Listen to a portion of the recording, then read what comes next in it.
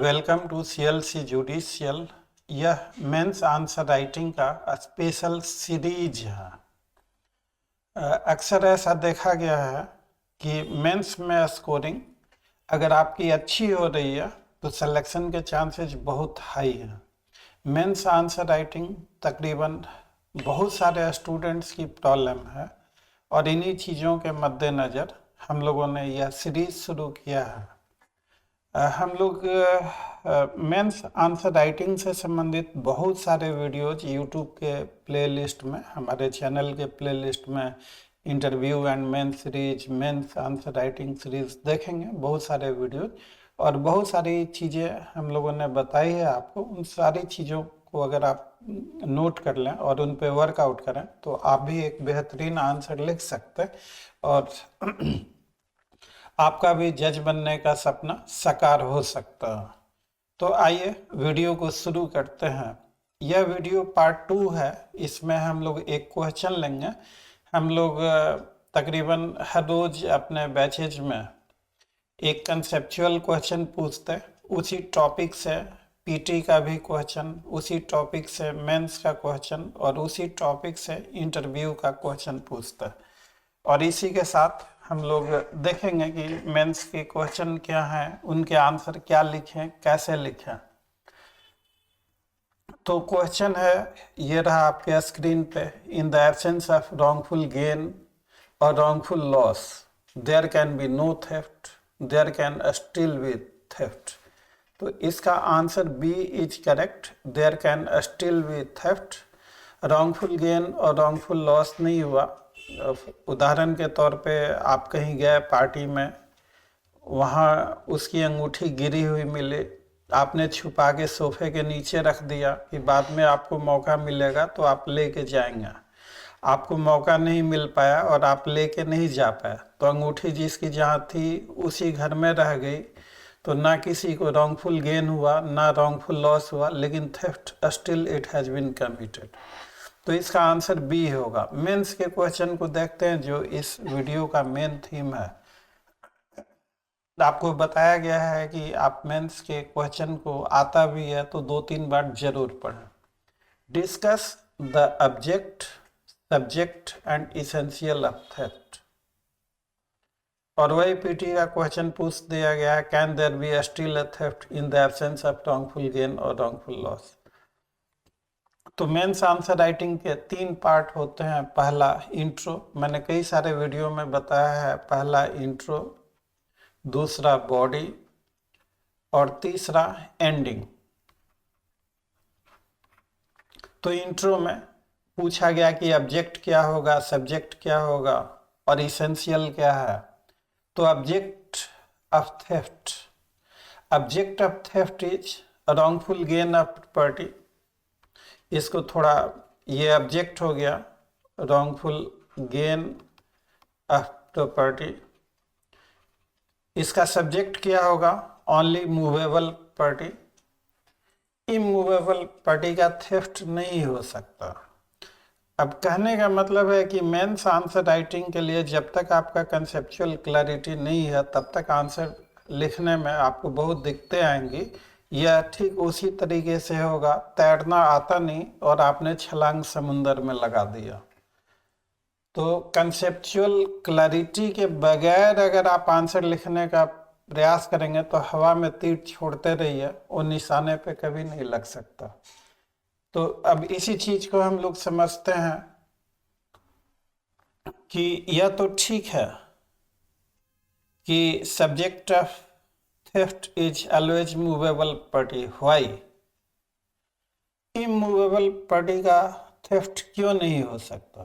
तो चूंकि डिफिनीशन में ये नए BNS में सेक्शन 303 में डिफाइन किया गया है थेफ्ट को, whoever intending to take dishonestly any movable property out of the possession of any person without that person consent moves that property. तो moving of the property is necessary. Immovable property cannot be moved.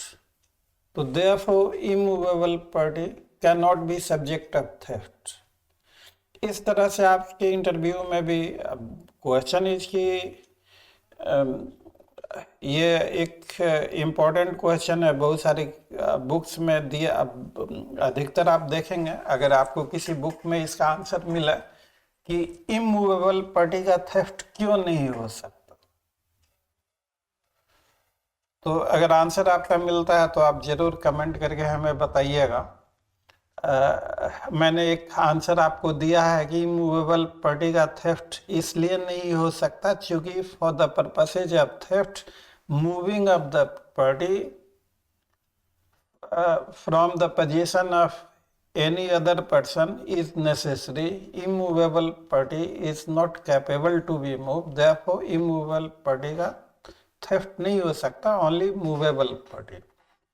तो आपका object wrongful gain of property, subject movable property, तो इसको एक दो line में आप highlight कर दीजिए। अब आपसे पूछा जा रहा है कि इसेंशियल क्या है थेफ्ट का, तो थेफ्ट का पहला essential intending to take dishonestly. Essential यहीं से बनाइए, बेयर एक्ट से। पहला essential intending to take dishonestly. आपका दूसरा इसेंशियल, अगर इस आप डेफिनेशन क्लॉज को अगर आप देखेंगे तो दूसरा इसेंशियल एनी मूवेबल प्रॉपर्टी। अगर तीसरे इसेंशियल की आप बात करें तो taking out of the position of that person without consent, taking out of the possession of any person without that person consent, and moving that party with dishonest intention। तो ये चारों इंग्रेडिएंट मैं आपके लिए यहाँ पे लिख देता हूँ। पहला, टू टेक डिजॉनेस्टली, डिजॉनेस्ट इंटेंशन का आप जितने भी थेफ्ट के केसेस देखेंगे तो टू टेक डिजॉनेस्टली।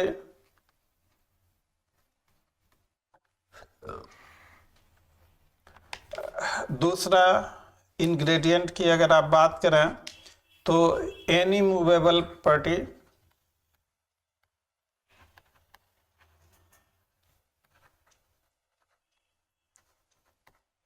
तीसरे इंग्रेडिएंट की बात करें तो taking out of the position of another.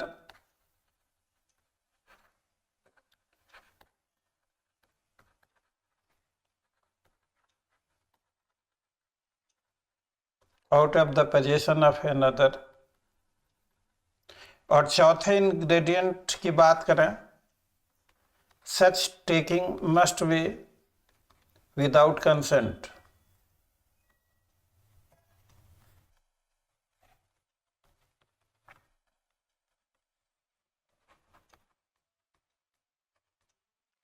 इसके अब इन चारों इंग्रेडिएंट को लेकर दो दो तीन तीन चार चार लाइन आप एक्सप्लेन कर दें। केस लॉ, अब चूंकि अब सारी चीज़ें केस लॉ वगैरह मैं बताऊंगा तो वीडियो काफ़ी लंबी हो जाएगी। हमारे यहाँ रेगुलर क्लासेज में बहुत कम चार्जेज में ये सारी चीज़ें काफ़ी डिटेल्स में बताई जाती हैं आपको।